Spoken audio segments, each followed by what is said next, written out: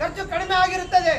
ಅದರಿಂದ ಅದೇ ರೀತಿಯಾಗಿ ಅಧಿಕಾರಿಗಳು ಬೆಂಗಳೂರಿನಿಂದ ಬಾಗೇಪಲ್ಲಿ ಬರಕ್ಕೆ, ಸಾರ್ವಜನಿಕರು ಬಾಗೇಪಲ್ಲಿಯಿಂದ ಬೆಂಗಳೂರು ಹೋಗಕ್ಕೆ, ಅದೇ ರೀತಿಯಾಗಿ ರೈತರು ತಮ್ಮ ಬೆಳೆಗಳನ್ನು ಬೆಳೆದಿರುವಂತಹ ಬೆಳೆಗಳನ್ನು ಬೆಂಗಳೂರಿನ ಯಶವಂತಪುರ ಮಾರ್ಕೆಟ್ ಅಲ್ಲಿ ಇರ್ಬೋದು, ಹೈದರಾಬಾದ್ನ ಮಾರ್ಕೆಟ್ ಅಲ್ಲಿ ಇರ್ಬೋದು, ಬೇರೆ ಬೇರೆ ಪ್ರದೇಶಗಳಲ್ಲಿ ತಾವು ಬೆಳೆದಿರುವಂತಹ ಬೆಳೆಗಳನ್ನು ಮಾರಕ್ಕೆ ಏನಾದರೂ ಖಾಸಗಿ ಟೆಂಪೋಗಳು ತಕೊಂಡು ಹೋದ್ರೆ ಅವರಿಗೆ ಖರ್ಚು ಹೆಚ್ಚಳವಾಗ್ತಾ ಇದೆ.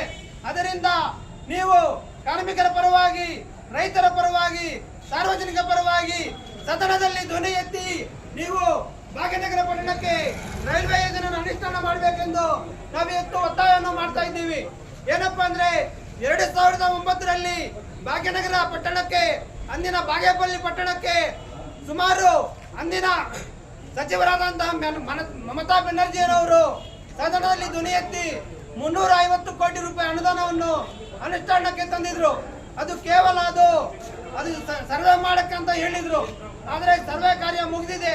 ಆದರೆ ರೈಲ್ವೆ ಯೋಜನೆ ಇದನ್ನು ಮುಂದುವರಿಸಬೇಕೆಂದು ನಮ್ಮ ಮತವನ್ನು ಪಡೆದಿರುವಂತಹ ಸಂಸದರು ಸದನದಲ್ಲಿ ಧ್ವನಿ ಎತ್ತಿ ಬಾಗೇಪಲ್ಲಿ ಪಟ್ಟಣಕ್ಕೆ ರೈಲ್ವೆ ಯೋಜನೆಯನ್ನು ಅನುಷ್ಠಾನ ಮಾಡಬೇಕೆಂದು ನಾವು ಇವತ್ತು ಸಂಸದರನ್ನು ಮನವಿ ಮಾಡ್ತಾ ಇದ್ದೀವಿ. ಅದೇ ರೀತಿಯಾಗಿ ಕರ್ನಾಟಕದವರಾದಂತಹ